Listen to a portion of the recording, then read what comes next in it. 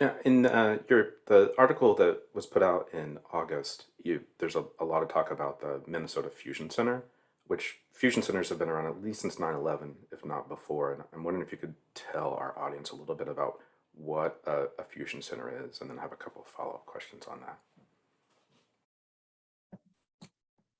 Yeah.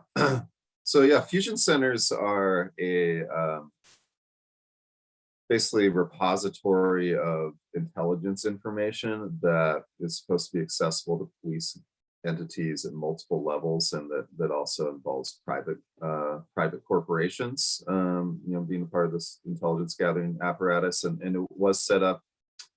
Yeah, I think there were forerunners to fusion centers that existed before 9/11, but after 9/11, the Department of Homeland Security was formed, and the Department of Homeland Security, one of the charges of that new agency at the time was to set up these fusion centers in collaboration with state governments around the country. So as a way of improving information sharing, um, as basically with an explicit counterterrorism mission.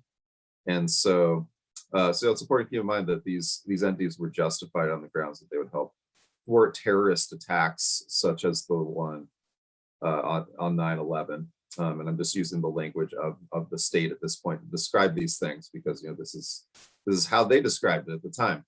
And obviously, as with so many government entities, especially policing entities, there's mission creep that happens. And in effect, we have like these 75 or so different interagency intelligence collection operations around the country that in practice have ended up gathering tons of information on people engaged in political protests and various political activities, and feeding it to private entities in some cases, feeding it to local cops who don't have the kinds of resources to do this kind of work that fusion centers have.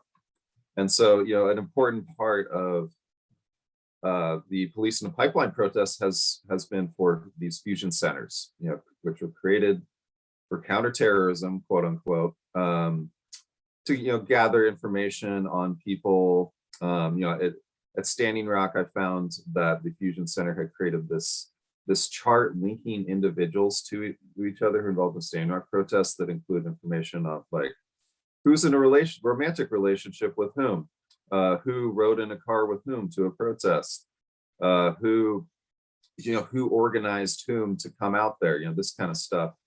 And it was clear that they had collected information from all kinds of different police agencies and put it into this links chart. And just kind of a sidebar, the person who put that document together has actually moved over to Minnesota, is a security intelligence analyst for a private corporation now, and documents obtained by Unicorn Riot show that this guy said, offered to the Minnesota cops, hey, I've got all my files from Standing Rock still. I'm happy to share all the information I have on the protesters who are out there. So this information travels around. People leave the fusion centers, they go work in the private sector, they still retain the information apparently. So it's just like this complete free-for-all of using government spying powers to collect this information and just share it around wantonly, from everything we've seen. So yeah, fusion centers, they're just big intelligence collection entities. And what we've experienced with Line 3 is that they have created a policy where they refuse to disclose information under the Minnesota Data Practices Act about what they're up to there, because they're afraid of the kind of scrutiny that they've gotten in other states, and they're trying to keep politically sensitive information about what they're up to with policing, from getting out. And so, yeah, they're one of the players out there.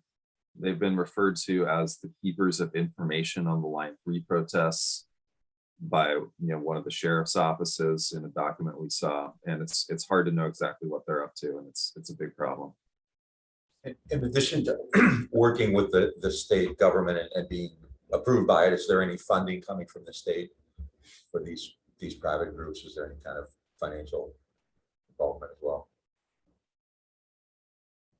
Yeah, yeah, there is, so the federal government provides some of the funding, the state government provides a lot of the funding as well. And in the case of Minnesota, during the George Floyd uprising, Governor Tim Walz actually tried to significantly increase the funding for the Fusion Center, basically as a way to rely on the Fusion Center for more intelligence about protests. And so, that goes to show that, the state level entities like the governor's office are also very invested in these fusion centers. And